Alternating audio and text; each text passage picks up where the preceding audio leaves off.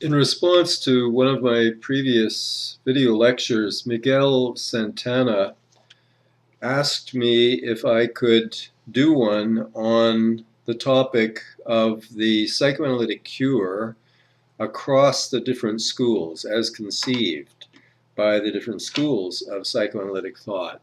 So that's what I'm going to try to do today. I must admit it's a tall order, and I can really only give a sketch of how the cure is conceived in the different schools. But let's give it a try, starting, of course, with Freud. I think it was back in the 1930s or 40s, there was a cartoon. I don't think I ever saw it myself. No, I think I maybe did, but I remember people talking about it or describing it. The character goes through in each of the frames of the comic strip, he goes through a series of adventures. And in the last frame is always the same, sadder but wiser. And I think a number of different psychoanalytic Freudian authors gesture towards that comic strip as, in a way, kind of defining the psychoanalytic cure. After the long psychoanalysis, we wind up sadder but wiser. Sadder because we've lost or let go a lot of our wishful illusions. We've become disillusioned. In this sense, one can say that psychoanalysis belongs to the Western tradition of disillusionment, along with Nietzsche, along with Karl Marx. So Freud disillusions us. We wind up sadder but wiser because we're dealing with reality better, because part of the analytic cure is conceived as enhancing our reality testing. We get better at discriminating between fantasy and fact, illusion and reality. All of this, of course, is part of insight. The psychoanalytic cure involves acquiring increasing insight into one's illusions, into one's repetitions. One gains insight into one's unconscious compulsions to repeat, which of course prevents the experience of anything really new, any real surprises. One is compelled to repeat even very painful situations from the past instead of getting free from them. One repeats. It's like the perpetual return of the same thing over and over. So this represents a fixation on a past situation that one is compelled to repeat. And analytic cure involves gaining sufficient insight into this, into the roots of this compulsive repetition, that one fights free of it. So there is an emancipation involved. There is an intensification. One of the great paradoxes is that philosophically, Freud is a strict determinist, cause and effect. On the level of theory, there is nothing free. There is no freedom. Free will for Freud is an illusion. On the level of theory, he's a strict determinist. There's nothing random. There's nothing accidental. It's all determined by unconscious factors. And yet, in his clinical thinking, he talks about setting people free of neurotic inhibitions and symptoms and anxieties and repetitions, compulsions, obsessions. We gain freedom from all of this through a good analysis. How can we How can the analytic cure involve setting us free, and yet Freud is a strict philosophical determinist? This is a contradiction in his thinking that he never really addressed and certainly never resolved. Another way of conceptualizing, or another element of the analytic cure for Freud, involves taming the drives. I mean, as far as Freud is concerned, we come into the world all id, with instinctual drives of sex on the one hand and aggression on the other. This is raw, polymorphous, perverse sexuality and raw aggression. And in order to become civilized, these need to be tamed. Unfortunately, in the taming process, most people become neurotic. They end up using maladaptive defenses. And a part of the cure is exchanging these maladaptive defenses that were used as part of the necessary taming process, replacing these with more adaptive defenses. And here the concept of sublimation comes in. Sublimation is a healthy process whereby an unacceptable drive is redirected from antisocial towards prosocial outlets, towards creative outlets. And this is a big part of the cure, finding a way to tame our drives, not through defenses like repression, projection, which lead to a return of the repressed in the form of symptoms, inhibitions, anxieties, repetitions. Instead of using those kinds of defenses, we learn to use much more adaptive defenses. We learn to sublimate and redirect from antisocial towards prosocial outlets of the drives. This is a healthy process of taming that results in minimal inhibitions and symptoms.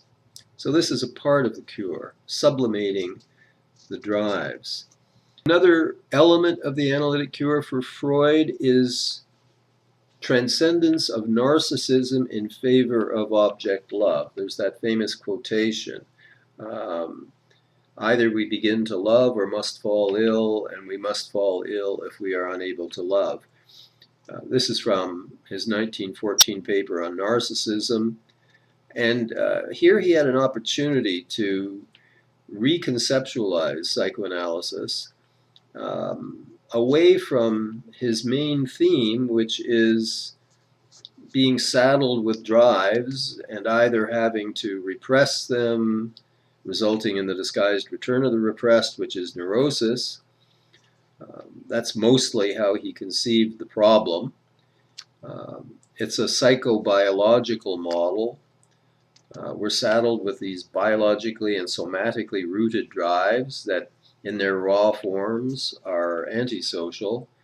We have to learn to defend ourselves against them. This is his drive defense model. But in 1914, he had an opportunity to develop a different model, that the human problem is not a mind saddled to bodily-based drives that it forever conflicts with, but rather to conceive the human problem as being encapsulated in our narcissism, unable to get over ourselves, in favor of love and a capacity for concern, for care, caritas towards the other. He expresses that, but in 1914, but most of the time he tries not to speak this way because he hated religion, and this idea of narcissism being the problem was just too close to the Abrahamic religions, which viewed self-regard, the sin of pride as the problem, and the cure as coming to be able to love. So Freud actually subscribes to this, but tries not to say so very clearly. I mean, he does come back to it in postulating eros, versus thanatos. So it is a theme, but it is a subordinated theme. He much prefers the medical language of health and pathology, as opposed to love versus narcissism, but it is there. Another way that Freudians look at the cure is enhancing ego strength. We're talking here now about the structural model, id, ego, superego. And we're talking here about an attempt to strengthen the ego, both in relation to the id and the superego. Here are these taskmasters. The id is demanding immediate gratification of its sexual and aggressive drives. And here's the superego loaded with moral, or I would prefer to say pseudo-moral values internalized from society via the parents. I say pseudo-moral because Freud and Freudians often forgot that much of the morality that we internalize from society is actually immoral. I mean, it is from society that we get our racism, our sexism, our heterosexism. So the superego is not truly a moral agent. Unfortunately, Freud did not have a separate concept of a conscience, a loving conscience, and this is a huge deficit in his theory, and it has had all kinds of negative consequences for the practice and the institutions of psychoanalysis, which forgot about conscience because Freud folded conscience into superego and failed to maintain the important distinction, and therefore failed to see conflict between conscience and superego. That is, between an authentic morality grounded in our primate nature, grounded in attachment, grounded in our attachment to our primary carers. This is the root of conscience. Freud does not distinguish this from this socially internalized, socially constructed, inner, cruel, sadistic tyrant called the superego. And in fact, he didn't even see superego at all clearly, because there was always this contradiction between his clinical knowledge of the superego as the harsh hanging judge, the harsh internal critic that is at the root of every neurosis. That he understood, but when he turned to his sociological or more philosophical writings, he has a very different view of the superego as a bulwark against barbarism, as a kind of cop or army that is needed to keep the barbarous id at bay. He never really reconciled these two views. But okay, back to the concept of the cure. Part of the Freudian conception of the cure is liberating the ego, which is reason, rationality, liberating it from domination by the sex and aggression of the id, and also from the harsh demands of the superego. Freud really believed that morality, social morality, could be replaced by rationality. Of course, he's fundamentally wrong about this, because you cannot deduce an ought from an is. The ego, like science, can tell us what is, but it can never tell us what ought to be. The ought has to come from another source, either superego, i.e. society and parents, or conscience. But again, Freud doesn't have conscience separate from superego, so, there's a problem. But Freud was a rationalist. He wanted to establish a dictatorship of reason. That's his terminology, a dictatorship of reason, a dominance of the ego and its rationality over both id and superego. He had far more confidence in reason than he ought to have had. He was a rationalist, and we will find that Bion also suffers from that particular bias. Anyway, a big theme in the conception of the cure is as enhanced reality testing, and that's a strengthened ego capable of testing reality. Enhanced self-control. by self-control. Again, Freud means ego dominance, the ability to think things through and establish reason over unreason in the personality, enhanced ego strength. Freud's model is an evolutionary model. I've elaborated this in a previous video. The personality evolves from the oral to the anal to the phallic Oedipal to the latency to the genital stage. Freud gave us those 5 stages of the evolutionary process. Erik Erikson added 3 more. Youth, middle age, the senior years, and then with Joan Erickson, they added a 9th stage of devolution. The personality that has evolved through these stages in old age devolves. Part of the psychoanalytic, the Freudian conception of pathology is the failure to evolve properly. That is, to get fixated, stuck in an early stage, and regression, to have achieved progression, but then to fall back, to regress to a point of fixation. So the conception of the analytic cure is to get the evolutionary or developmental process going again, to overcome fixation and regression, and to begin to move forward towards thus evolving a mature personality. So that's another element of the cure, to resume the developmental process when in fact it's gotten stuck. Sadder but wiser, the overcoming of illusions, the replacing of defenses that are too costly in terms of pleasure and adaptation by more adaptive defenses. I shouldn't really use the word adaptive because it has a conformist connotation. I would prefer to say to the evolution of more freedom, and the freedom, and this existential element in Freudian thought is very subordinated to its pseudo-medical, pseudo-scientific language, and contradicted by Freud's commitment to philosophical determinism. But there is this emphasis on freedom and liberation in Freudian thought. And of course, this freedom can take the form of the freedom to not adapt. It can take the form of the freedom to rebel.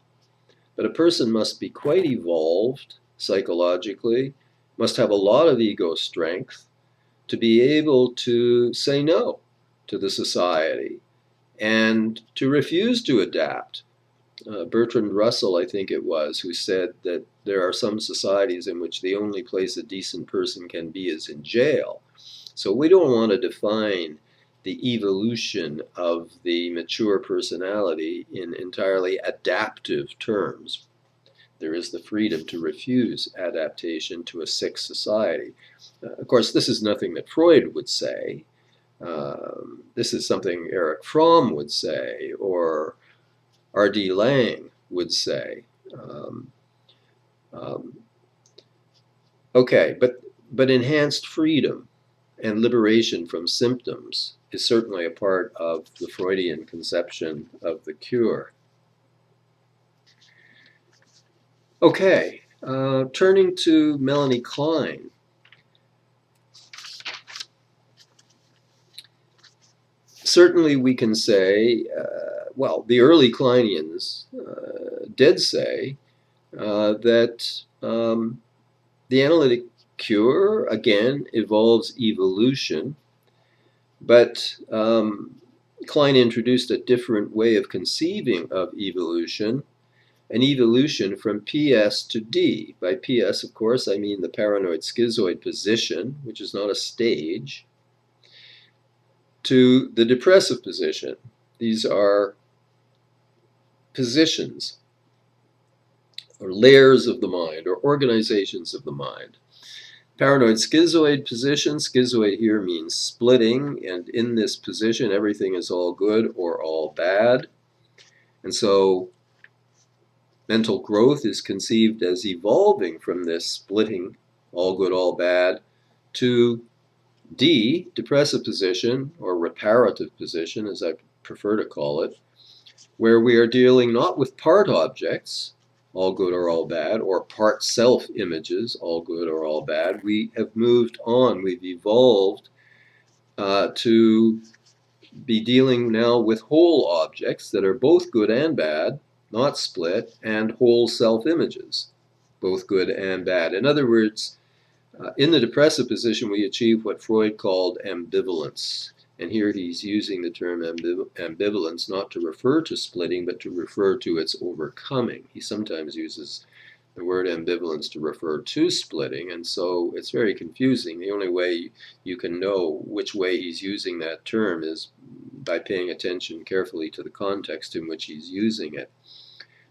But generally speaking, in psychoanalytic discourse, ambivalence refers to depressive position, whole, self, and object relating, as opposed to splitting.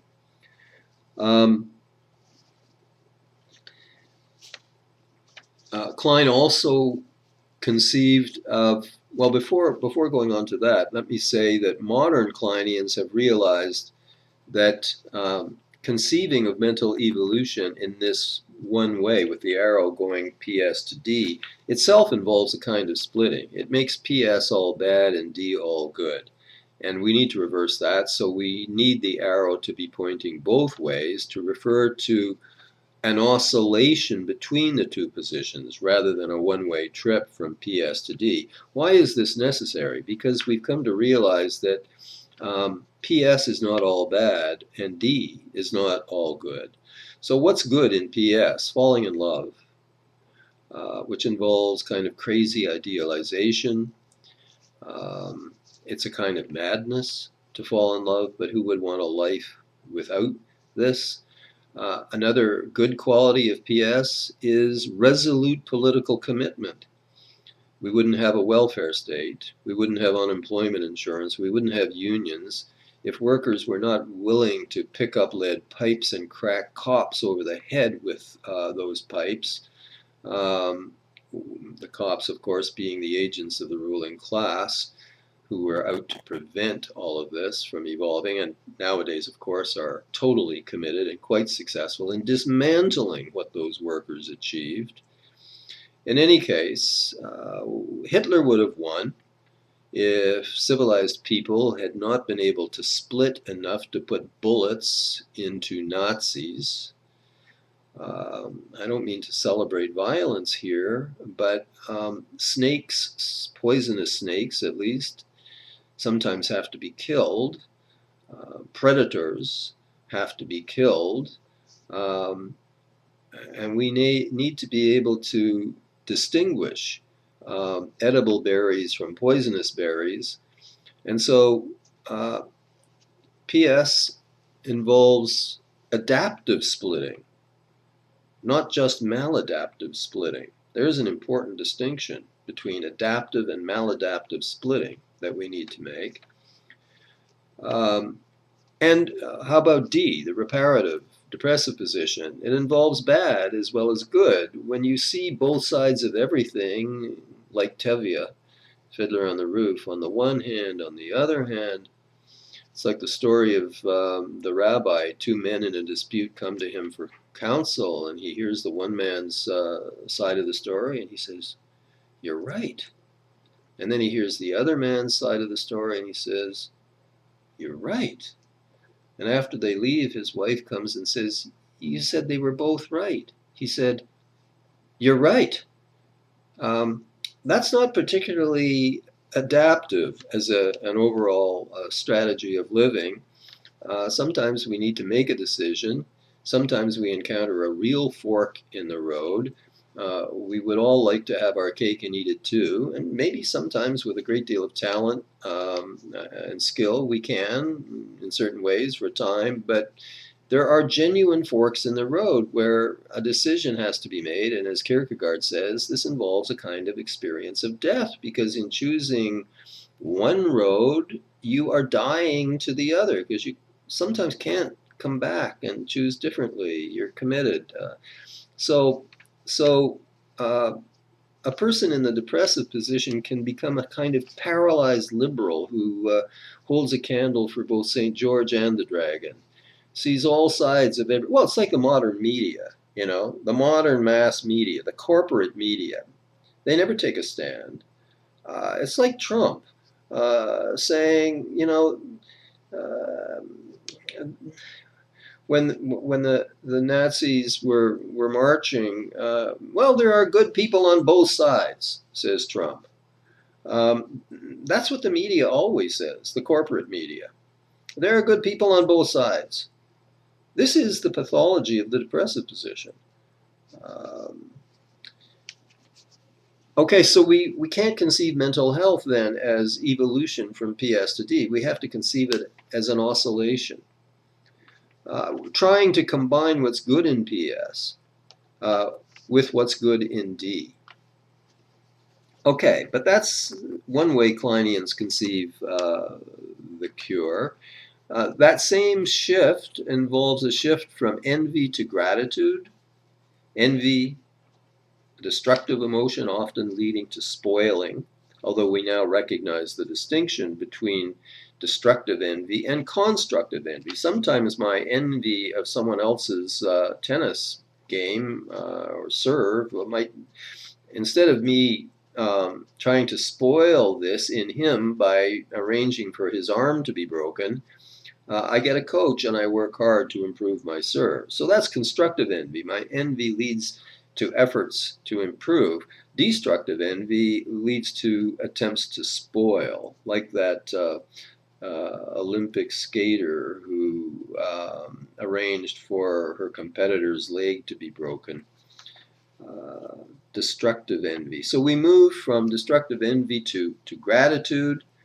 In one place in a footnote to her essay on envy and gratitude, Klein says, quotes, "It is not for nothing that before meals Christians pray, for what we are about to receive, may the Lord make us truly thankful." She notes that this is not saying thanks for the grub. This is this is asking to be given the capacity to feel gratitude. For what we are about to receive, may the Lord make us truly thankful. Please help us feel thankful. Please help us feel gratitude. Why, says Klein? Because gratitude is the only real therapy for envy. If I can feel grateful for the fact that my cup is half full, I'm not full of envy of those who I imagine have a full cup. Okay, from envy to gratitude, from hate to love, and here again, Klein is close to that 1914 essay of Freud, from narcissism to love. She's adding from hate to love. From what she calls persecutory guilt towards reparative guilt. Persecutory guilt, I've hurt someone. Instead of bandaging him, I'm flagellating myself. Oh, I'm so bad. This doesn't do anything for him. If I shift to reparative guilt, I drop my cat o' nine tails, I pick up my first aid kit, and I start bandaging. Reparative guilt leads to reparation. It does not lead to self-torture. This is the move that Winnicott calls the development of the capacity for concern, for the other. It's not just about me and how bad I am. It's my actual concern about the other, caritas. Another way of conceptualizing the analytic cure in Kleinian theory is, as with Freud, acquiring insight. But for the Kleinians, it's acquiring insight particularly into one's core beliefs or fantasies spelt with a PH. This is just a fancy word for thought, really, but I think the Kleinians preferred fantasies, PH, rather than thought, because thought makes it sound too cognitive, too intellectual. These are emotionally loaded beliefs, assumptions, worldviews, belief systems, and they're unconscious. People often lead their lives on the basis of core, unconscious, emotionally toned beliefs about who they are, who other people are, what's going on. We need to become conscious of what our basic assumptions are about the world, about ourselves, about other people. They can't change. They can't come more into line with reality when they're unconscious.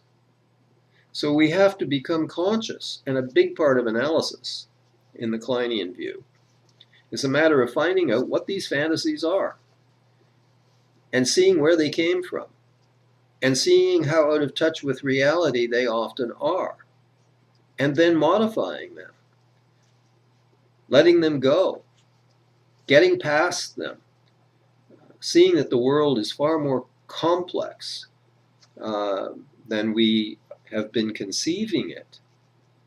This is a big part of mental growth. People often underline the difference between psychoanalysis and cognitive behavioral therapy. They're not so different in a certain way. Psychoanalysis, too, is looking at false beliefs, irrational assumptions, trying to help the patient become aware of these and change them.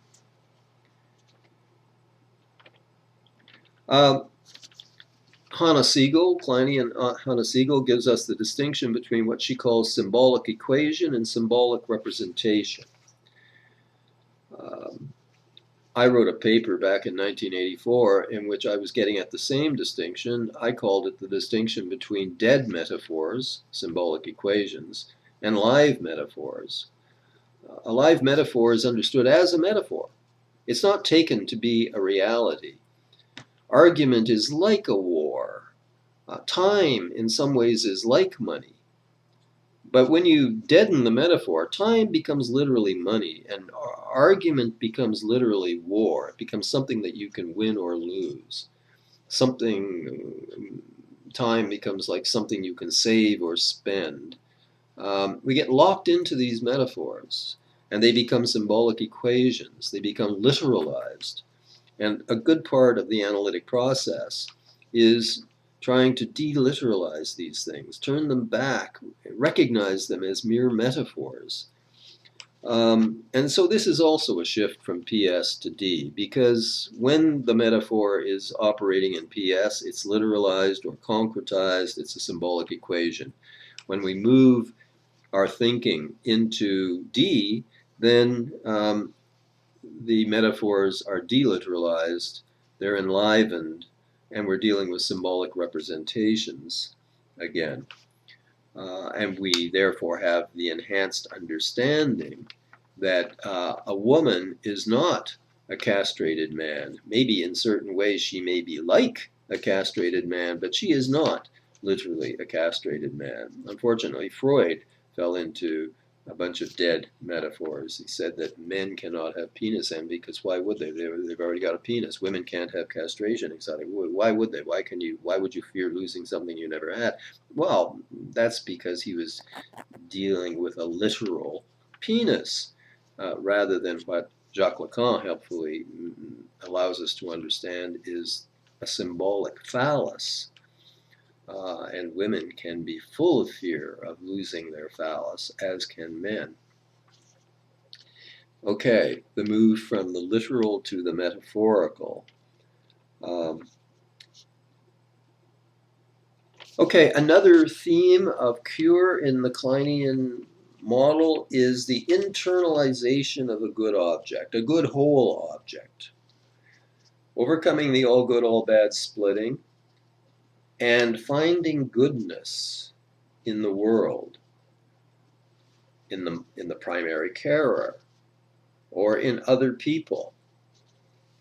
We want to find goodness, by which we mean people who respond, people who care, people who attend, people who soothe and provide and respond. Okay, we need to find such people, and we need to internalize and build them up inside so that I have a good whole internal object. And if I am successful at doing that, I am far less swayed by and dependent upon the reactions of others around me. Though they slay me, yet because I feel that I'm good, because I have a good internal object that loves me. I'm far less dependent, far less needy of responsiveness all the time from the people around me, because I carry a good, loving presence inside me. Okay, this is built up through good encounters with loving people. And this is a big part of the Kleinian conception of the cure. Ironically, Kleinianism and Kohut self-psychology are seen usually as radically opposed, and they are in certain ways.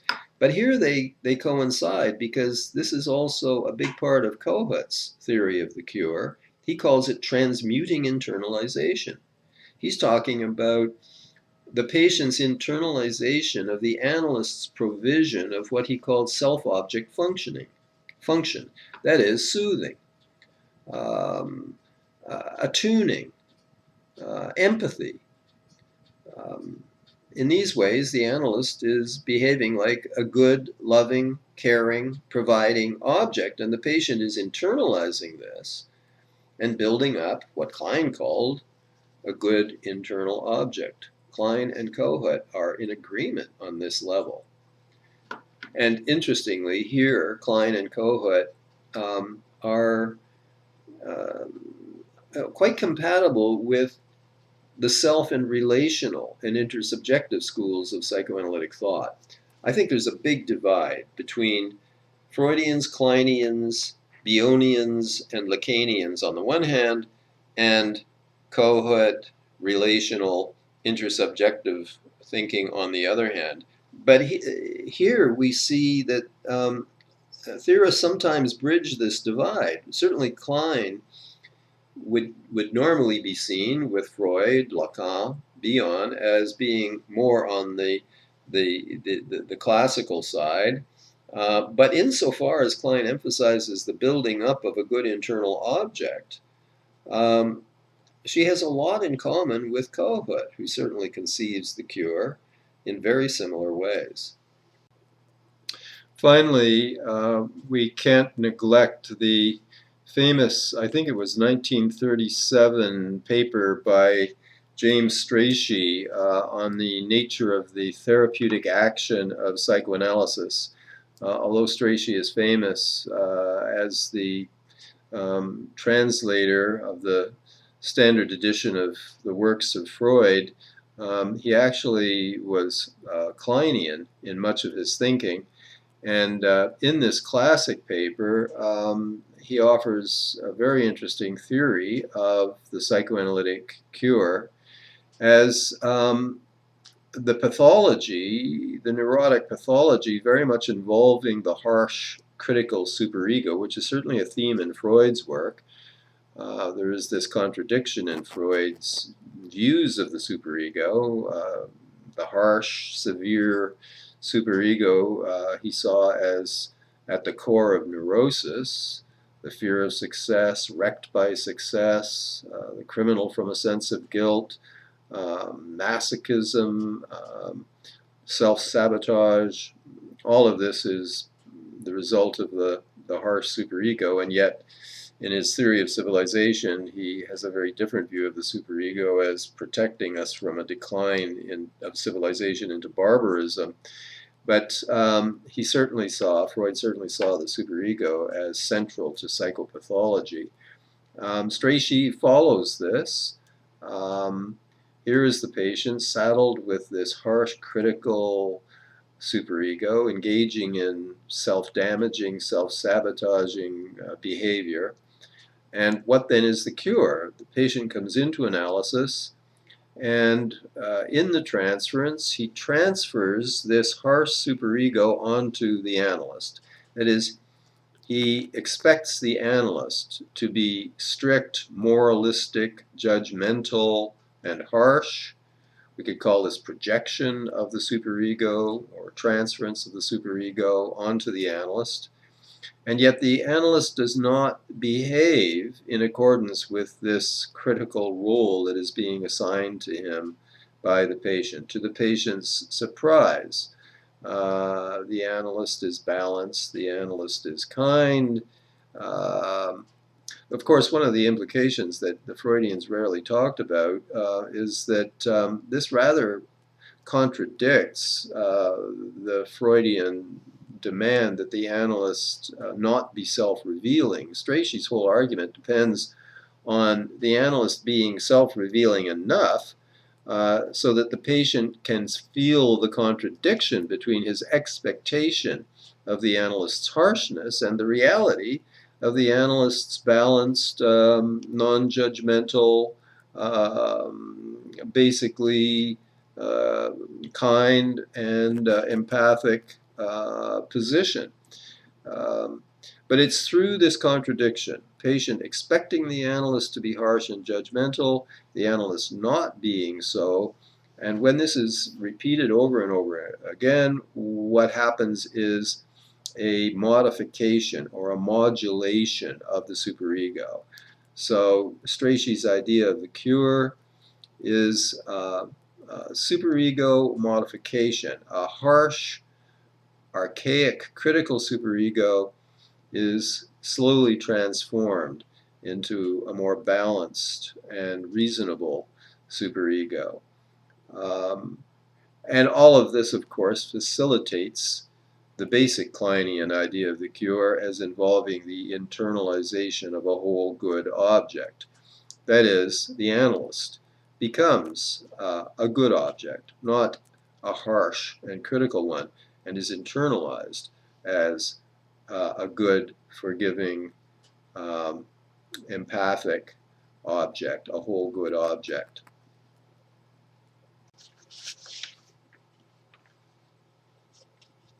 Another theme in Kleinian thought is mourning. And here I think she is more with Freud than certainly with Kohut and relational people. Mourning. But she conceives mourning quite differently than Freud does. I mean, for Freud, mourning is reality testing. It's facing and coming to accept that the object is lost. It's gone. So it's a year or more of repetitive testing of reality and finding that the object is gone and coming to accept its absence. This is Freud on mourning. Klein is much more complex. She says the loss of a real object in the real world is really not the key element. It's because that loss has shaken the personality and made it feel that it is in danger or has already lost not the external object, but the good internal object. And so I don't just have to come to terms with the fact that the real object is gone. I have to rebuild my confidence in the existence of my internal good object. I have to reorganize my internal world and build up the good internal object again. And that is the real essence of mourning. And for Klein, the analytic process involves this. It involves mourning lost external and internal objects.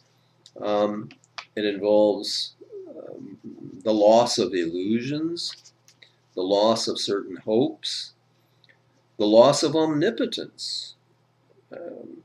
Another difference between PS and D is that in PS we have manic defenses, we have omnipotence, a belief in our autonomy and our self-sufficiency and our omnipotence. as we move into the depressive reparative position, we have to start accepting our dependency, our lack of omnipotence. We don't need to swing all the way over to the opposite, impotence. That's back in PS, where everything is either or. Either I'm omnipotent or I'm impotent. But if we move into D, we start recognizing the fact of our dependency. And this involves mourning of our ideals of self-sufficiency. I am a rock, I am an island, I need no one needs me. That's a paranoid schizoid fantasy of autarky, total self-sufficiency. In reality, we need other people, and we inevitably come to depend on them to a certain degree, and we have to be able to accept this dependency, and that involves mourning this ridiculous ideal of total independence. So mourning is another way in which the cure is conceived in Kleinian thought. Okay, moving on now to Wilfred Bion, who starts out as a Kleinian and then makes a lot of original contributions. Again, it's an evolutionary model. And it's an evolution of the mind towards truth. This is a value he shares with Freud, truth values. But he conceives of the goal of the evolution of the mind as bringing us closer and closer to a truth, which he symbolizes as O, and which he acknowledges is something that is only incompletely knowable. We never arrive at a final truth, but we're able to get closer and closer to it. But in order to get closer and closer to it, the mind must evolve a greater and greater capacity to know the truth. For Bion, the mind needs truth the way a plant needs water, or an animal or a human needs food. The mind deprived of truth is sickened.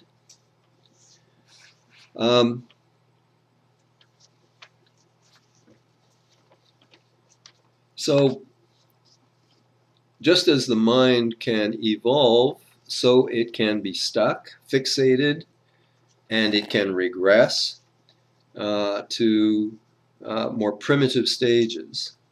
So the sick mind is getting insufficient truth. It has not sufficiently evolved to the level where truths can be accessed.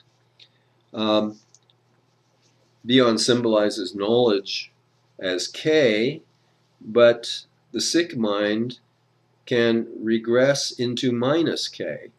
It can use various defenses and mechanisms, like attacks on linking, which keeps it in a state of minus K, rather than moving on towards K, or knowledge.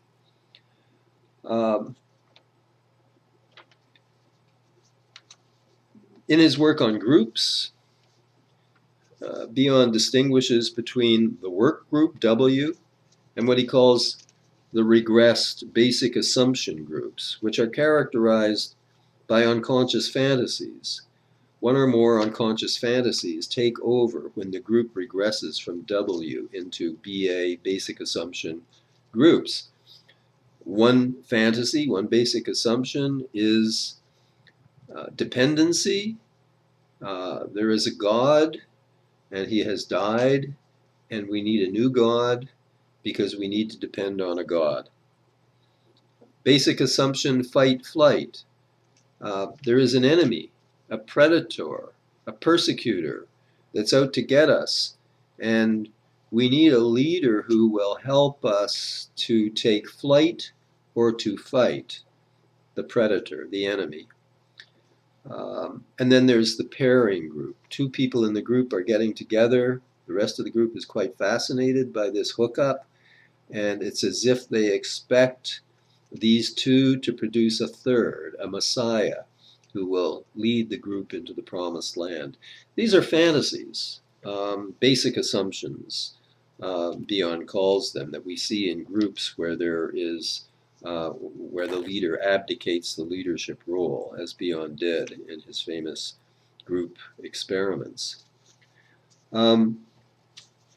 So again, a Bionian model of the cure would be to leave this regression, leave these basic assumption fantasies, to transcend them, get free of them, come back to W, to a group that in the depressive position is able to remain rational and get work done. Okay, but in saying all of this, Bion, like Freud, is being a rationalist. Rationalism.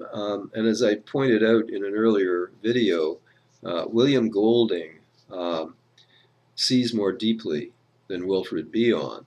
Because in Lord of the Flies, in addition to the two rational leaders who try to keep the work group going, Ralph and Piggy, and in addition to the basic assumption group leader, Jack, who leads the boys in the hunt for the wild boar, but also leads them into a persecutory state where they imagine that they themselves are being hunted by a predator.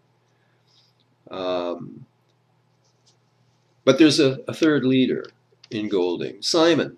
Simon, who is gentle with the creatures of the forest, and in one film version he nurses the dying captain, and he brings the good news gospel to the boys that there is no monster. Jack is spreading the myth of the monster. He brings the good news that there is no monster. But before he can deliver the news, he's killed by Jack's savage horde. Okay, this is a leader who represents conscience and tenderness, as well as representing reason. So this is a leader who is about love, not just about reason and rationality. And here Golding sees something that neither Freud nor Bion see sufficiently. Okay, just before leaving Bion, we need to talk a little bit about his famous theory of the container and the contained, and his theory of the containing function of the primary caretaker, into whom the infant projects distressing states of frustration and pain, and in the primary caretaker's reverie, ideally she receives the distress that is projected into her, and she processes these distressing beta elements, as Bion calls them. She subjects them to what he calls alpha function. She alpha betizes them. That is, she transforms the raw, distressing beta elements through her reverie into thought, and she detoxifies this, quotes, poison, and can then give it back to the baby in a detoxified form by processing it in her own mind. And so this is the process that then is repeated by the analyst. The analyst has to also be able to contain the distressing elements projected into him or her, process those elements with alpha function, that is, think about them, not just hurl them back because they are distressing and painful to the analyst, not just hurl them back, but be able to hold them, contain them, think about them, think about what's happening. Mother thinking about what's happening with the baby, the analyst thinking about what's happening with the patient, and then hand them back in a detoxified, thought through kind of interpretation or response. And so this is a crucial early function of the mother and a function of the analyst, especially with more disturbed patients, patients who are operating more in the paranoid schizoid position. So this is a move on Bion's part, a move toward relational psychoanalysis. I think that Kleinianism has always been relational in the sense that the processing of what is projectively identified into the analyst has always been a part of Kleinian thought. Bion intensifies this, expands this with his theory of container-contained. But it is a move towards the emphasis on something very like what Kohut will call self-object function, something resembling, but not at all the same, as what Winnicott called the holding function of the analyst. It's very much a relational concept of container-contained. So Bion is therefore a bit on the border between the more classical emphasis. He represents a bit of a move towards relational psychoanalysis. It's interesting that relational analysts have become very interested in Bion and recognize this continuity with this aspect of his thought. Okay, let's come to Jacques Lacan. What is his theory of the cure? Acceptance of castration. As I pointed out in earlier videos, the thing you have to know about Lacan is that he's a Roman Catholic. His brother was a Benedictine monk. He dedicated his doctoral thesis to his brother with the words, "To my brother in religion." He's a secular Christian. Lacanian theory has sometimes been thought of as a kind of theology. This is a real distortion. Lacan famously said that the victory of religion would be the defeat of psychoanalysis. I've pointed out earlier the fact that people have little trouble understanding that Sigmund Freud was a proud Jew but an atheist. Why is it that people can't accept that someone like Lacan can be a proud Christian, yet an atheist? I'm a proud Christian, but an atheist. So is Zizek. We value, on the psychological and the philosophical plane, we value the Christian tradition. Why? Because the Christian tradition saw truths about human nature that Freud missed. Freud blames human evil. Freud has a naturalistic theory of human evil. He blames human evil on the animal in us, which is so totally distorted, because animals are incapable of evil. Only human beings with freedom and self-awareness are able to become so perverse as to engage in mass killing. So Freud is profoundly wrong about the roots of human destructiveness. It is the uniqueness of man as a symboling animal that creates human destructiveness. So Freud got that wrong. Lacan corrects this. Because Lacan, although Freud had that opportunity in 1914 to make the central problem of human nature narcissism, which would have put him in tune with the Abrahamic religions. They ate of the fruit of the tree. They acquired self-awareness. They knew that they were naked and covered themselves with fig leaves, because shame and self-awareness and freedom, that's the problem. Freedom, and as Kierkegaard taught us, the anxiety that comes with freedom, all of this is the problem. Anxiety, self-awareness. Okay, the Abrahamic religions get it right about the roots of human evil. Narcissism is at the core of this, and anxiety, kind of anxiety animals. I mean, we live with the awareness from early on that we're dying. No animal lives with that awareness. So Lacan resituates psychoanalysis on a Judeo-Christian basis, but not anything to do with the church or supernaturalism or magical thinking. But nevertheless, he conceives the cure as acceptance of castration, which means crucifixion. Holes in the hands, holes in the feet, a slash in the side. We all go to the cross, which simply means dying. That there is inevitable suffering in human existence. We are all broken.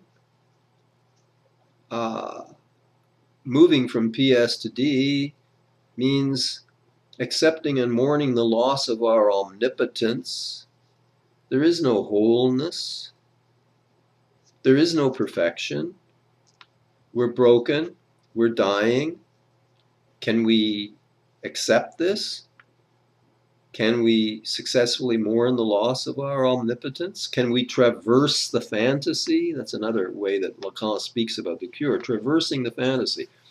And the fantasy is the fantasy of being whole, perfect, self-sufficient, omnipotence. In Lacanian theory, this means transcending the ego, not Freud's ego of id, ego, superego, but ego as the specular ego, the self-image, and the self-image conceived as an image of wholeness. I mean, the baby, says Lacan, arrives feeling itself to be le corps morcelé, the body in bits and pieces, because of postnatal fetalization or neoteny. We are born, this is prematurity, we are born premature. That is, all of us are still fetuses when we are extruded from the womb. The fontanelles of the skull haven't even knitted together. We're the most helpless creature. Other animals are able to do far more in minutes and hours after birth than the human neonate is. This theory is called the theory of neoteny. Radical helplessness, radical dependence. The baby feels itself to be in bits and pieces, originary fragmentation, until it sees its image in the mirror, the literal mirror, the mirror of its mother's eyes, the mirror held up to us by society, and we glom onto this image of wholeness. And that is an illusion. We are born into this illusion of wholeness. And narcissists don't give it up. They will not accept the fundamental brokenness of the human condition. They insist on having themselves accepted, seeing themselves as whole, perfect.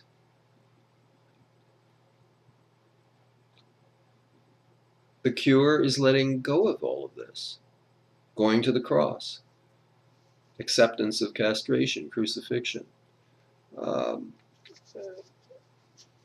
So this is a reorientation of psychoanalysis along lines of the Abrahamic religions, which Freud hated, of course. His father was always praying and not supporting the family, and Freud never overcame his hatred of his father for that reason, wanted nothing to do with religion. Lacan repairs this. You never read Freud the same way again after having read Lacan, because he interprets it all as metaphor. The castration complex is not about the penis. It's about the phallus. The Oedipus complex is not just literally mother, father, child.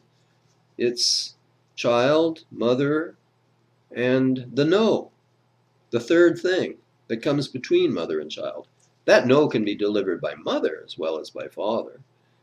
That no can be the mother's job that comes between her and the child. Or it can be her girlfriend whom she goes out to the movies with, even though the kid is pleading that she stay home with him. The father is the third.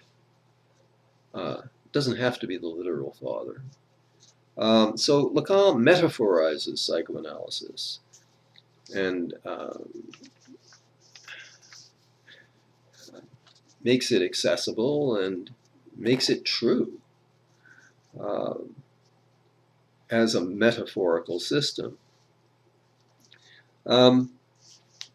Okay, acceptance of castration.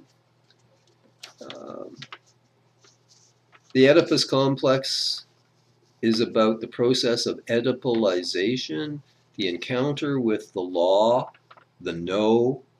Often it's the no of the father, but it can be the no of the mother. The third. Lacan agrees with Freud that the Oedipus complex is universal, but he gives us a much less literal version of the Oedipus complex. Even in the Trobriand Islands, there's an Oedipus complex. The little boy doesn't hate his father, who merely sleeps with his mother. He hates his uncle, his maternal uncle, who's the most important man in the mother's life. He's responsible for his sister and her family. The father's a big man back in his own village, where he's an uncle. But in his wife's village, he's a nobody. He just sleeps with her. The real rival for her look and love and attention is the uncle. Doesn't matter who the third is, but the Oedipus is universal in the sense that we are all Oedipally traumatized. We want to possess the primary caretaker's love and attention. We want to get rid of all of the rivals, siblings, father, uncle, whoever it is. And we can't. We realize that, we thought she was looking at us, but in fact she was looking over our shoulder at some third. This is the universal Oedipal trauma, which Lacan enables us to understand much more accurately. Turning now to Winnicott, and now we're shifting from the group of Freud, Klein, Bion, Lacan, all of whom in one way or another represent the psychoanalytic cure as disillusioning. We're now turning to relational psychoanalysis, although Winnicott is a bit of a bridge of these two traditions. Like Melanie Klein, Winnicott is Kleinian insofar as he writes papers like on the development of the capacity for concern. He simply is referring here to the shift from PS narcissism to D caritas, concern for the other. So this is simply a repetition of Kleinian insight, and there are a number of Winnicott's papers which are simply Kleinian in this way. Well, Winnicott is a transitional figure. He has a lot in common with the Freudians, Kleinians, Lacanians, but he also is moving in the direction of what will later come to be known as self-psychology and relational and intersubjective psychoanalysis. He's kind of on the border or has a foot in both of these traditions. Like Klein, he writes, he was supervised by Melanie Klein, and he writes a number of Kleinian papers. Oh, and by the way, you can't say that he starts out as Kleinian and then becomes something similar to what will become self and relational theory. No, he's a wonderfully non-systematic thinker. He'll write essentially a Kleinian paper, and in the same year he'll write a proto-self-psychological paper. At the very end of his life, he wrote a book called Human Nature, which was profoundly Freudian. So he's not a systematic thinker. His creativity takes the form more of something like an artist. He sees something, he builds it up, he writes a paper about it, and then the same year he'll see something else and he will develop that, and he's not terribly concerned about any overall theoretical consistency between the two papers. He's quite brilliant in this way. But it would be a reduction and a misunderstanding of him to try to force him into one particular frame, or even to see him as moving from Freud to Klein to something like Kohut. It's just not accurate to his thought. But, a Kleinian paper is on the development of the capacity for concern. It doesn't really say anything here that Klein hasn't already said. He's just talking about the advance from PS narcissism to D concern for the other. This is the move that Klein saw as the move from PS to D, depressive position. And of course, that has led to a lot of misunderstanding, because there is no depression in the depressive position. In calling it depressive, she was referring not to depression, but to depressive anxiety. And depressive anxiety is precisely my concern that in my PS illusions and delusions, I may have attacked the object thinking that it was all bad, but now that I'm in D, I realize it was not all bad. It was also good. It was both good and bad. And now I'm very concerned that I may have destroyed it. Is there time to get it to the emergency? Can it be repaired? That's depressive anxiety. Winnicott helpfully renames this the capacity for concern. That's what develops in the depressive position, not depression. That's a whole other phenomenon. Depression is a PS phenomenon in which I feel I'm all bad. If I could remember my goodness, I would not be depressed. I might be sad. I might feel guilty. But I'm not going to be depressed if I can see my good as well as my bad, which is what happens in the depressive position. I'm depressed only when I split and see myself as all bad. Okay, the advance into the depressive position, where we are relating to whole objects, he calls the development of the capacity for concern. And that's helpful. But really, it's not anything new theoretically. So, again, like Klein and like Freud, Winnicott has an evolutionary model, but he has a slightly different take on this, although this theme is there in Freud. He sees development as involving evolution from relating to subjective objects to relating to objective objects. What does he mean by these terms? He means, by subjective objects, he means the same thing Freud meant by narcissistic love. Freud says in narcissistic love, you think you're loving the other, but the other merely represents the self you are, the self you were, or the self you'd like to be. So you think you're relating to others, but you're really only relating to yourself. The self you now are, the self you once were, the self you would like to be. This is what Winnicott means by subjective objects. Objects who we are not really perceiving as other. We're simply cloaking them with images of ourselves. I always give the example here of the middle-aged graduate professor who falls in love with the young graduate student. He's after his own youth. She represents the self he was. He represents for her the self she would like to be. It's a hall of mirrors. They're not even really seeing one another, but they think they love each other. It falls apart usually pretty quickly. There are many examples of this kind of thing. So that's narcissistic relating. That's relating to subjective objects. Winnicott is concerned with the advancement to the capacity to relate to objective objects, others, objects who are other than the self, objects who are perceived in their otherness, not just through images of the self that are projected onto them. Okay, this is a huge advance, and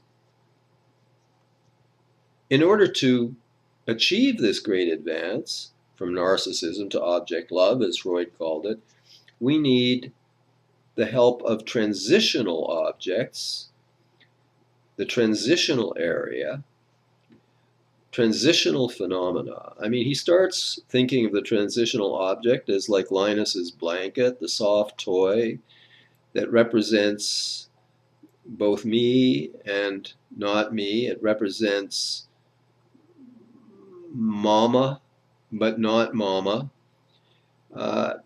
It exists in an area where you mustn't ask, is it real or is it imaginary? You mustn't ask, is it inner or is it outer? This is the transitional area of illusion, where we sort of suspend the demand for reality testing. We suspend the either or of reality testing. Is it real or imaginary? We allow it to exist in a transitional area where it's both and, both me and not me, both mom and not mom. A lot of people have valorized this transitional area as if Winnicott is saying this is where we have to live, in this area of illusion, which for Winnicott is also the area of play. This is not what Winnicott meant at all. He called it a transitional area because its whole purpose is to effect a transition, to help with a transition from narcissism to object love, from subjective objects to objective objects. He's far more Freudian than some Winnicotts want to recognize. Like Freudian, he thinks it's important to get on with the hard work of reality testing, distinguishing self from other.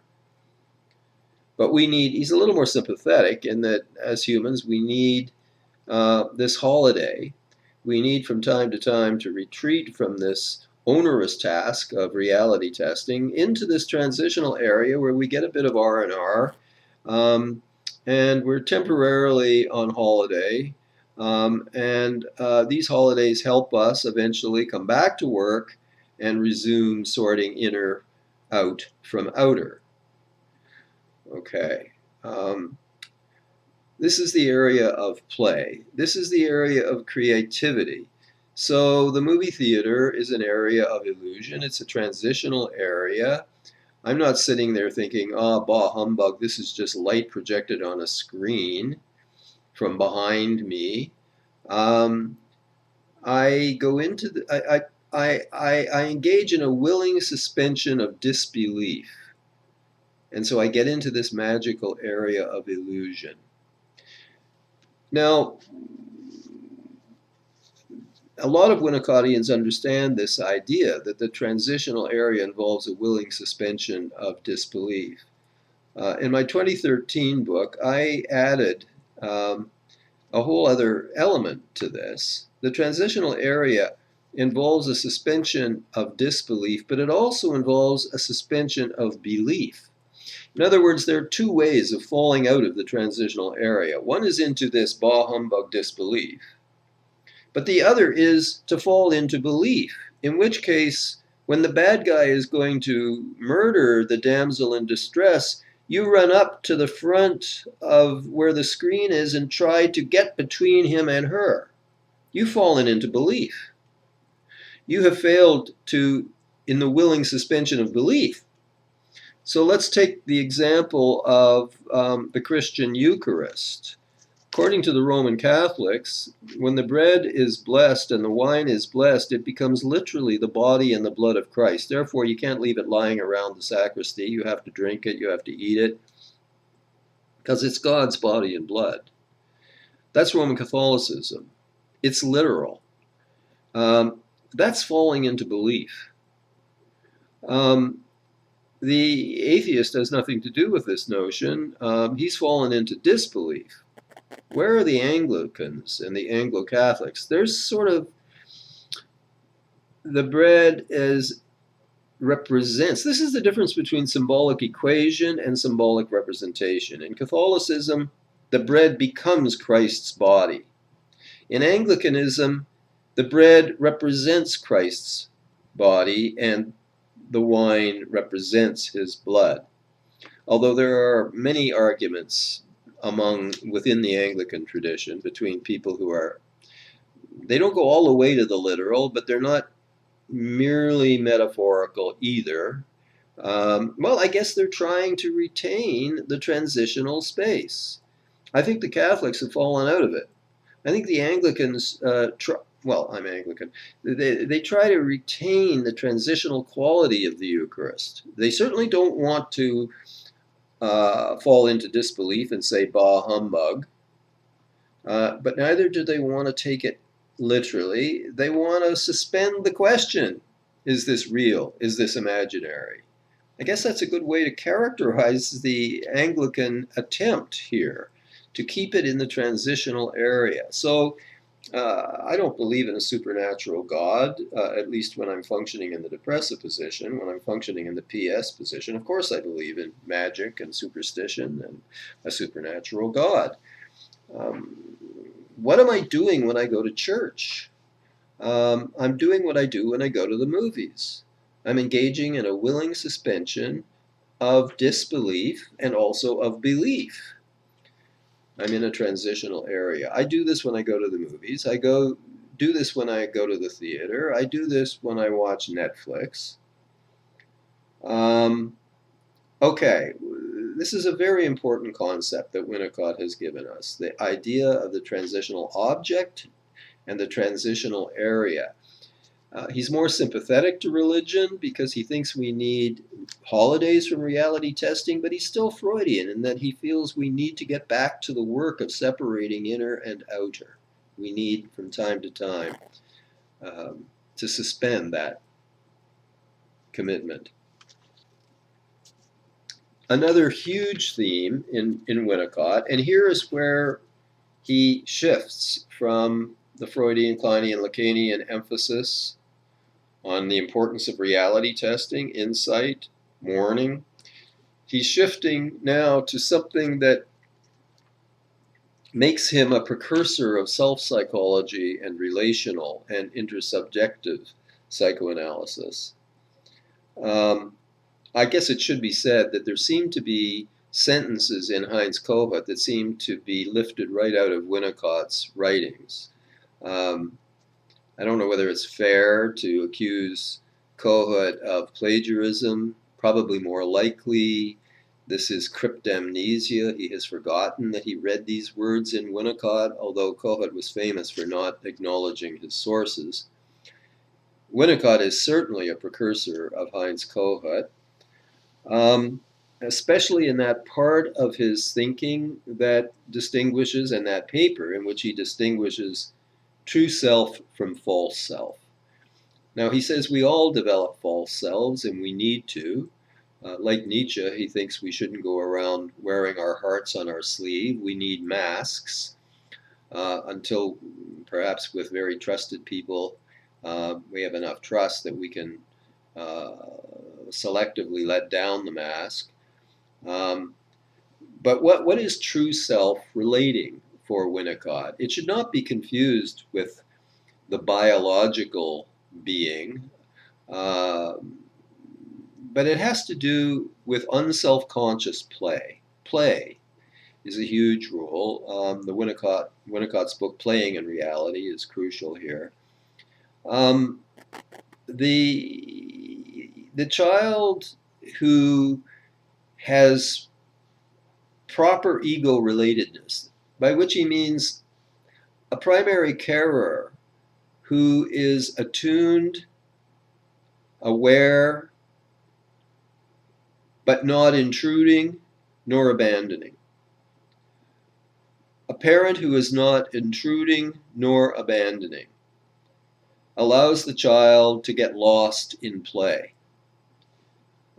He doesn't have to remain self-aware. He doesn't have to remain self-conscious. He doesn't have to manage himself.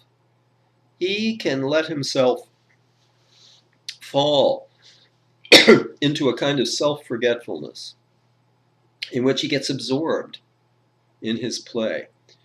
He wakes up, he's startled, a bit anxious. He looks over and there's Mother with her iPad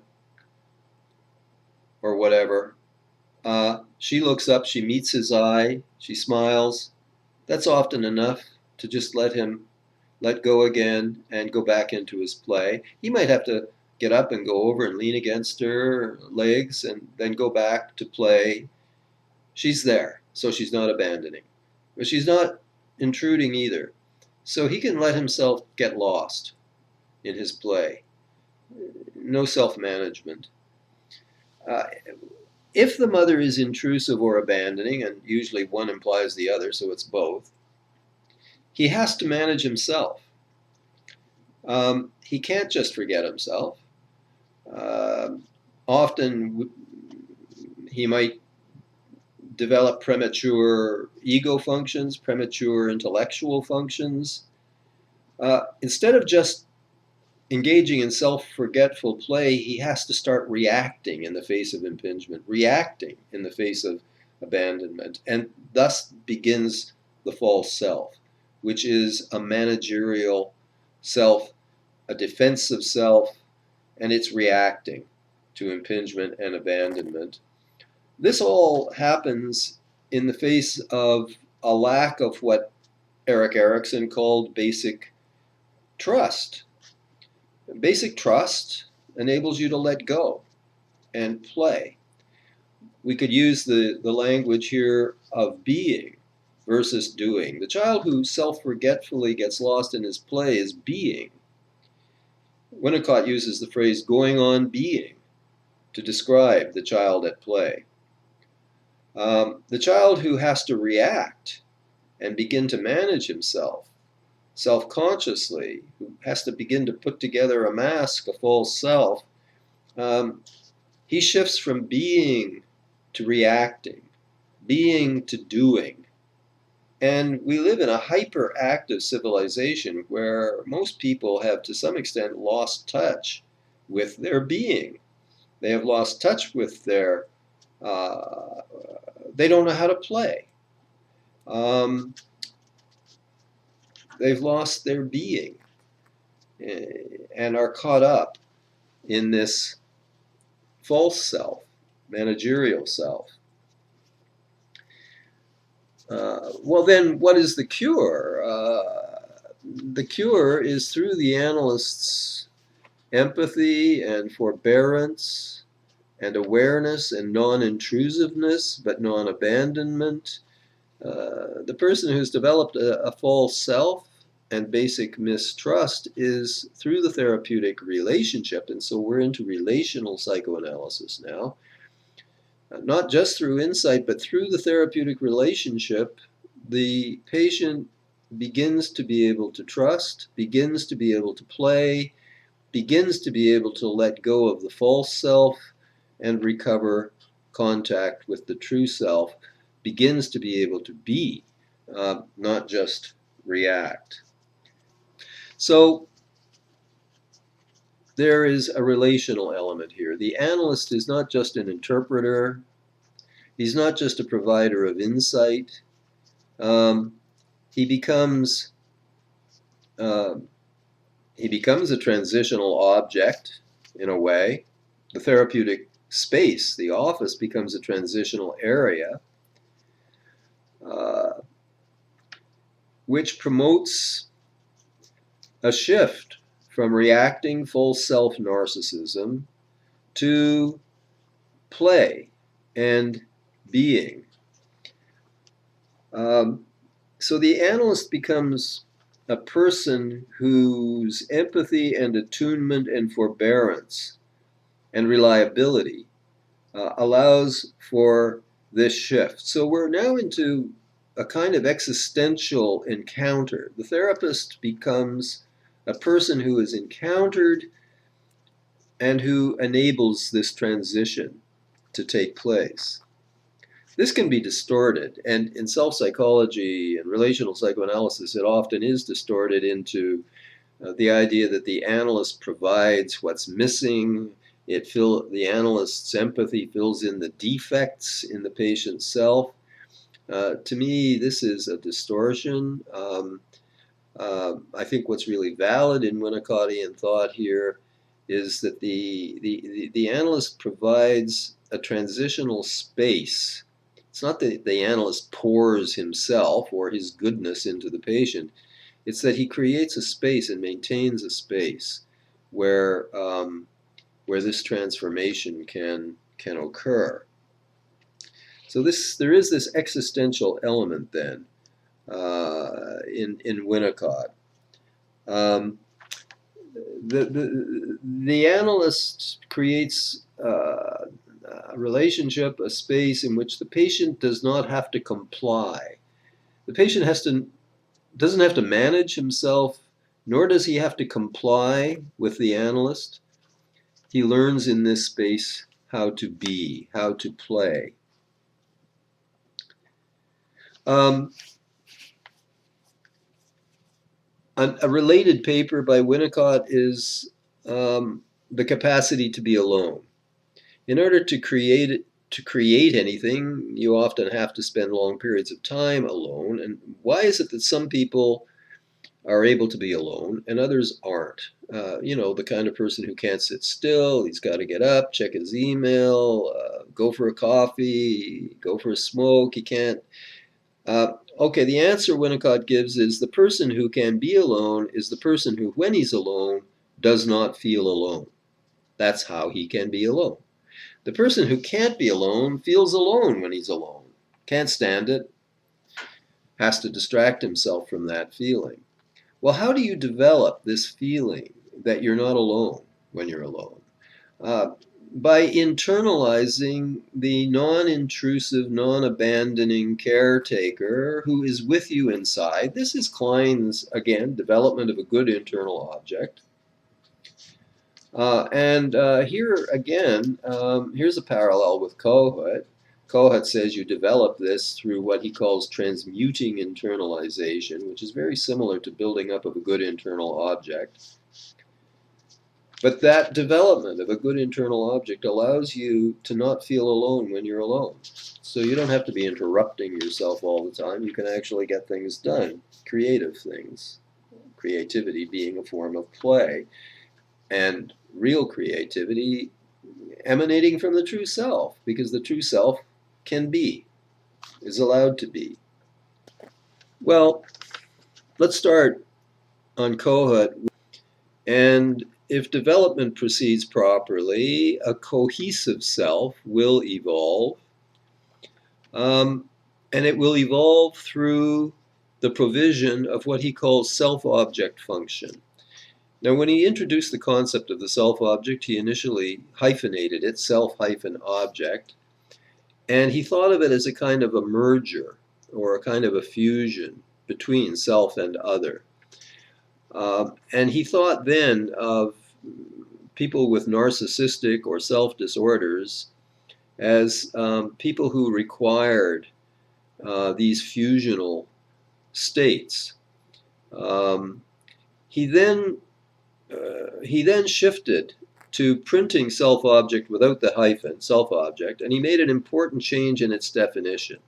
He changed the self-object from being an object incompletely differentiated from the self, patients being thought as fixated in an early state of narcissism, like Freud's primary narcissism, where there is no adequate separation between self and other, no real distinction between the baby and the breast, a kind of at oneness at the beginning.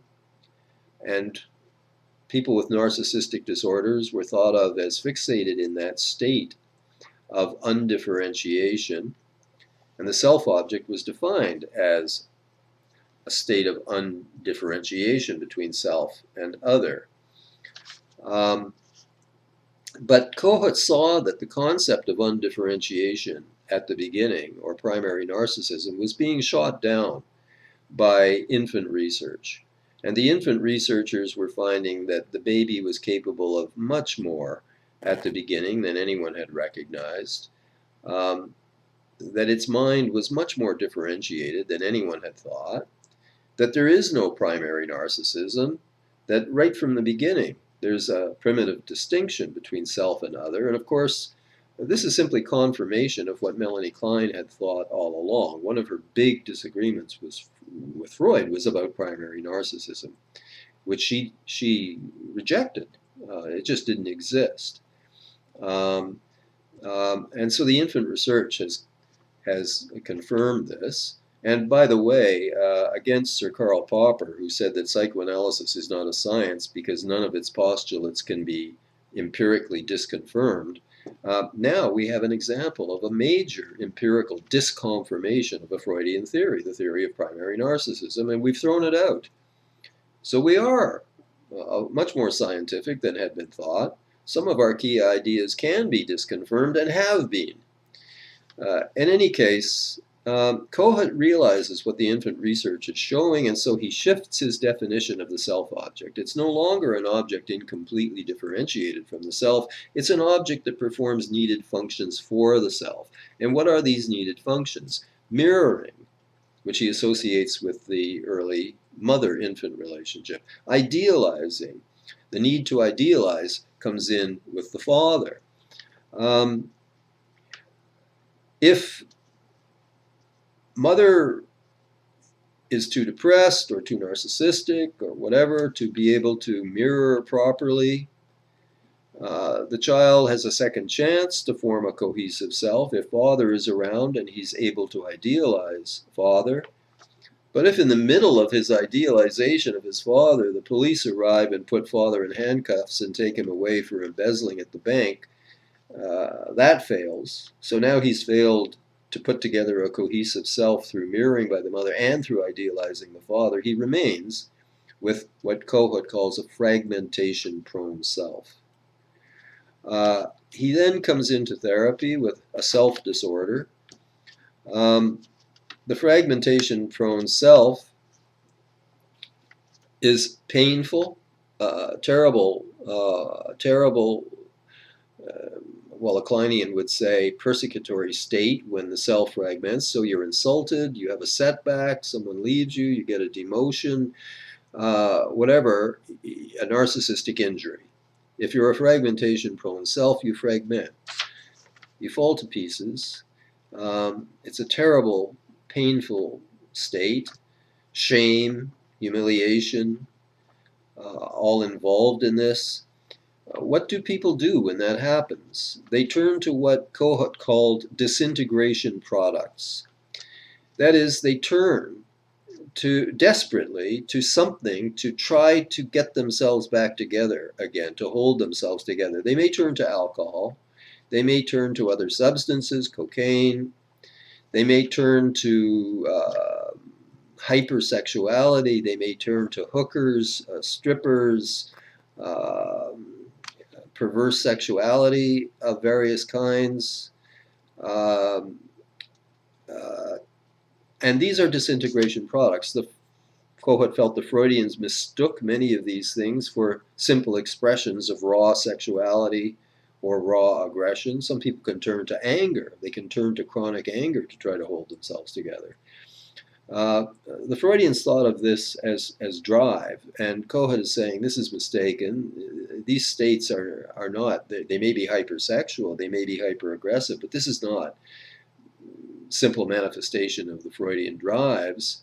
These are disintegration products. This is the turn to sex or aggression to try to get yourself out of this terrible, humiliating, shameful, fragmented state. Disintegration products. Okay, this kind of person comes into analysis with a self disorder, a fragmentation-prone self. One helps them understand that their turn to sex, aggression, substances is due to the need to pull themselves out of the fragmentation state. You help the patient understand what triggered the fragmentation. You help the patient understand how they have suffered from this problem since childhood in face of the mother's inability to properly mirror, the father's inability to be properly idealized and then gradually de-idealized. All of this comes into the transference. The patient is seeking mirroring from the analyst, is seeking to idealize the analyst. Um, uh, and then through the analyst's empathy and attunement, and through the analyst's interpretations, it would be wrong to say that Kohut devalued insight and interpretation. Um,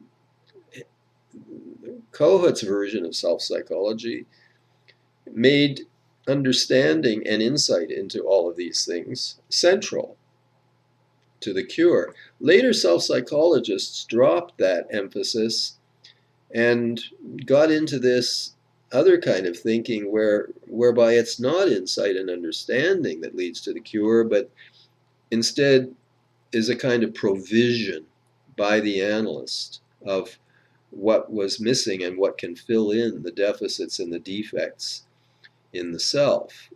This makes the analyst incredibly important, not just a provider of insight and understanding. And I think, frankly, that kind of self-psychology is dangerous therapeutically. It appeals to the analyst's unresolved omnipotence, and it can lead to a lot of trouble when the analyst is busy trying to fill in the cracks in the patient's self, and the glue that he's trying to provide doesn't seem to be doing it, and so he's driven to more and more extreme forms of provision, which can lead to boundary violations. I think the earlier Kohut model, which emphasized optimal frustration and insight and understanding, is very useful. I find it useful in my practice. Kohut's idea of the disruption repair cycle. Sometimes the disintegration is triggered by something the analyst has done or failed to do. He's been a little sleepy. He's been a little abrupt. And this has triggered a fragmentation. The patient has had a very bad weekend or gone back to substances or whatever. And on Monday, there's an attempt to understand what caused the fragmentation. And perhaps the analyst is able to realize and help the patient understand that something happened in Friday's session that led to the fragmentation, that led to the acting out. That is the repair. There's been a disruption. Here's what happened. Here's how you reacted. We understand this now. The disruption is repaired. And through the repetition of this cycle, the patient is doing what Kohut calls transmuting internalization of the analyst's attunement. This is Klein's building up of an internal whole good object. This is developing Erickson's basic trust over mistrust. This is Winnicott's ego relatedness. And I think it's a valid way of understanding a lot of what goes into the analytic process, but it ceases to be valuable when people pretend that this important piece of the pizza is the whole pizza. These insights need to be put together with Freudian, Kleinian, Lacanian, Bionian insights. They're important insights. Unfortunately, Kohut took his army and broke off relations with headquarters and tried to pretend that this was a completely different and transcendently different psychology rather than simply another aspect of the psychoanalytic process. Okay, I've indicated what I think are some of the problems with relational psychoanalysis, but there are important contributions by these schools. I think I'm not really the person to describe this school fairly, because clearly it's not my school. I identify with the Freudians, Kleinians, Bionians, and Lacanians. But there are elements of relational and self and intersubjectivity theory that I do find valuable.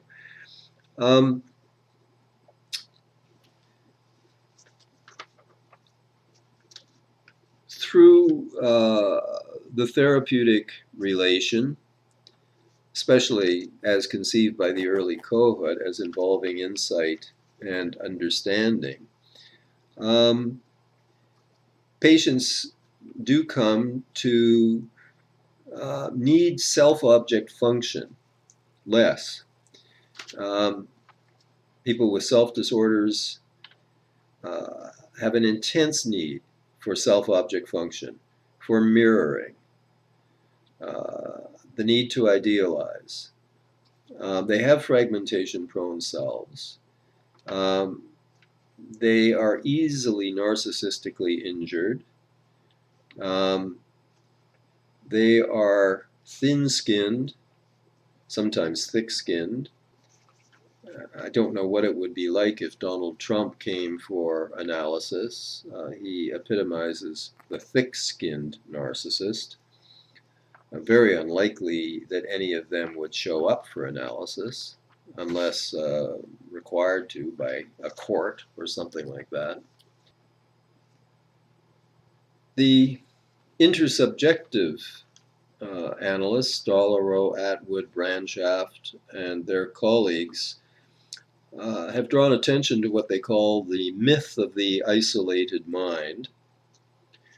They're talking here about a kind of one-body psychology, the idea that the analysis unfolds because of the structure of the patient's mind.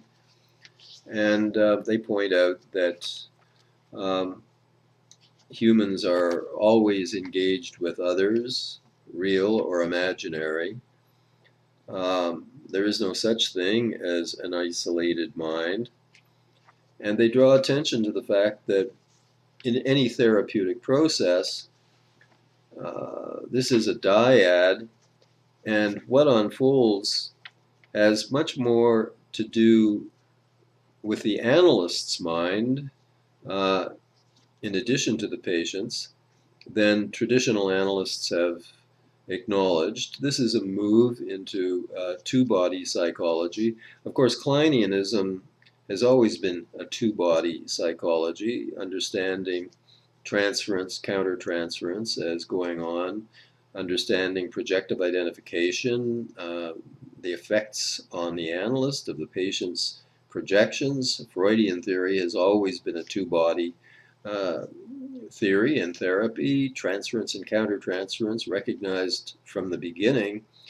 So this idea of transcending one-body psychology, I really don't think there is any one-body psychology to be transcended. Nevertheless, the so-called relationalists and intersubjectivists have performed a useful function in indicating that what the analyst brings is more important than has been thought. His own, even the theory with which he comes to the therapy is a big part of his countertransference, as well as all of his other biases and beliefs and assumptions. So they're more fully engaged in understanding what goes on in therapy as an intersubjective field, a bipersonal field, and this is useful. I will say again that the relational school includes what has sometimes been called the interpersonal school of psychoanalysis. That is Harry Stack Sullivan, Karen Horney, and of particular interest to me, Erich Fromm, who's both a Marxist and a psychoanalyst and integrates Marx and Freud in significant ways. But it's often not recognized that in addition to being a Marxist and a Freudian, Erich Fromm is also an existentialist. And in his model of therapy, he also brings existentialism. That is, the idea of the analytic relationship as an encounter between two subjectivities in which authenticity on the part of both parties to the encounter is stressed, the authenticity of the analyst, as well as the growing authenticity of the analysand. The idea of the analyst being real and allowing for greater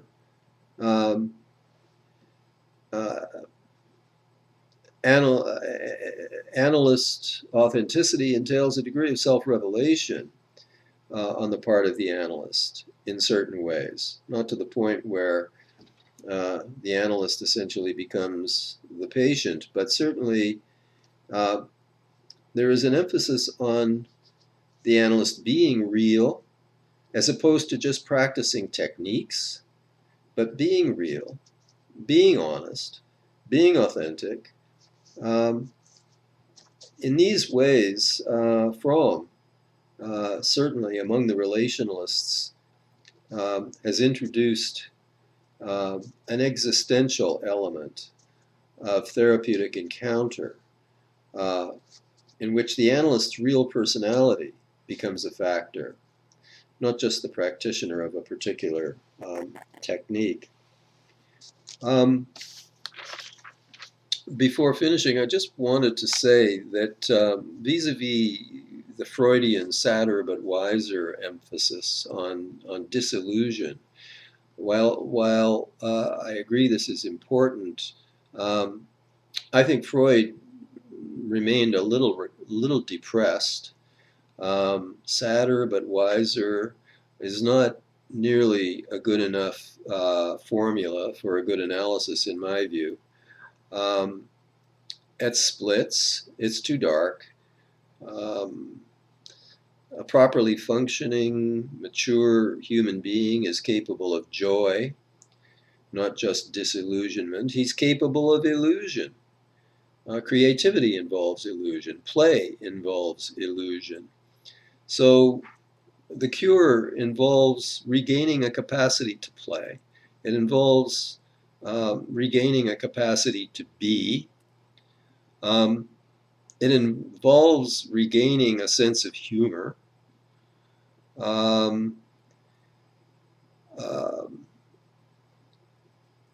Freud famously says that the cure involves acquiring the capacity, the enhanced capacity to love and to work. I've always wanted to add and to play and to fight, because fighting is frequently necessary. Freud's vision is a little too dark. Creativity, joy, love, jouissance, these are necessary parts of a healthy human being, and therefore something to be regained in the course of a good analysis. Finally, I would like to underline one of the implications of the relational and intersubjective critique of the myth of an isolated mind, an implication set out, I think, more fully by Erich Fromm than any of the other relational or intersubjective analysts, is that because we are thoroughly social creatures, we live in a society, and our psychological difficulties are inextricably connected to the society that we are a part of. That individual psychopathology cannot be separated really from societal pathology. like Fromm, I'm enough of a Marxist or a neo-Marxist or an existential Marxist to feel that capitalism is the root of a good deal of our pathology. It sets us against one another. It involves us with a thoroughgoing materialism.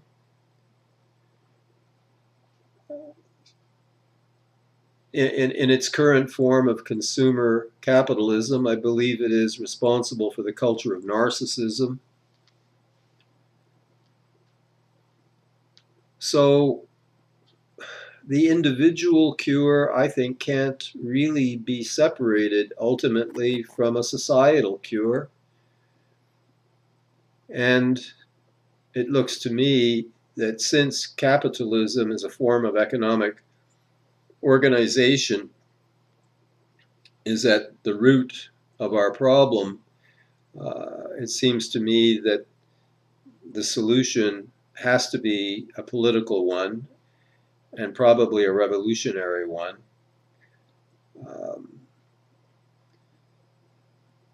And I think we have very little time left to achieve that revolution, given the dismal facts about ACD, anthropogenic climate disruption. So we live in a sick society, and we are therefore sick. And if we want to recover our health, our capacity to be